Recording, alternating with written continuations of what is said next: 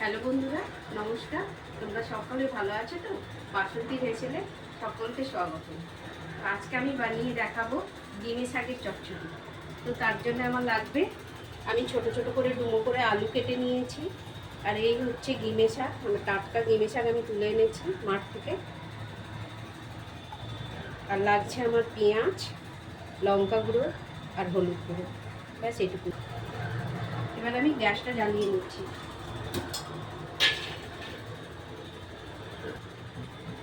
কড়া গরম হয়ে গেছে, এবার আমি তেল দিয়ে দেবো।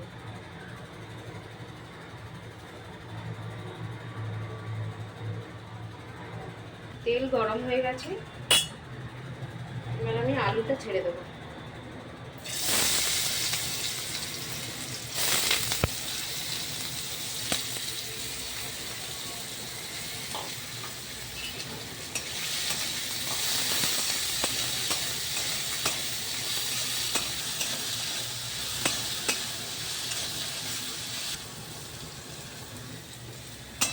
আলুটা আমি হালকা করে ভেজে নিয়েছি, এবার আমি মশলা দিয়ে দেবো।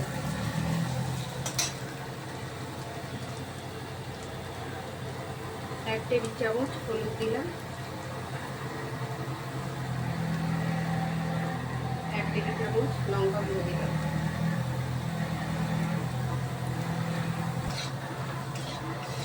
আমি এটা দিয়ে একটু নেড়ে নিলাম।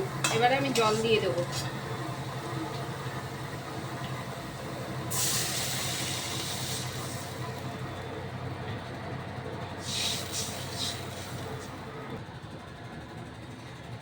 স্বাদ মতন নুন দিয়ে দিলাম।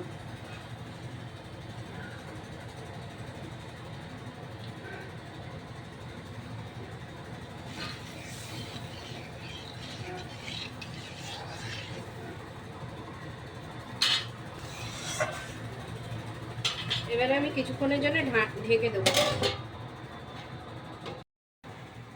আমি ঢাকনা খুলে দেখে নেব আলুটা সেদ্ধ হয়ে গেছে কিনা।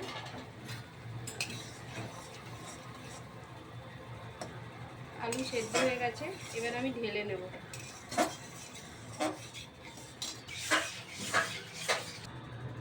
আমি কড়া বসিয়ে দিয়েছি, কড়া গরম হয়ে গেছে, আমি আর একটুখানি তেল দেবো,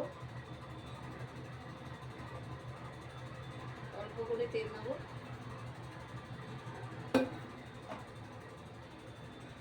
তেলটা গরম হয়ে গেছে, আমি একটা শুকনো লঙ্কা গোটা কেটে দিয়ে দিলাম ফোড়নে, আর একটু 5 ফোড়ন দিয়ে দিলাম। পেঁয়াজটা আমি কুচিয়ে রেখেছিলাম, ওটাকেও দিয়ে দিলাম।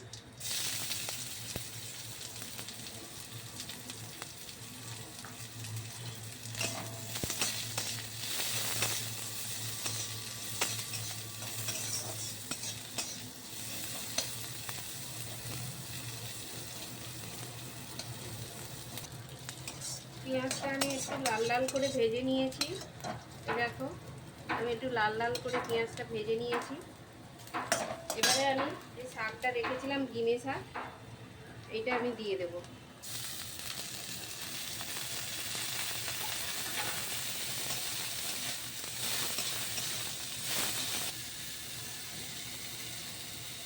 আমি একটুখানি এতে নুন দিয়ে দিচ্ছি।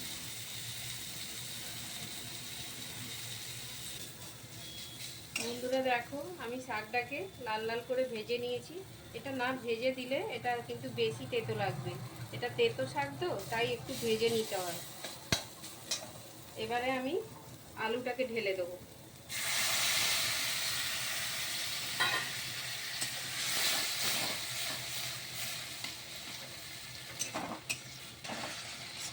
এটা শুকিয়ে গেলে আমি ঢেলে নেব।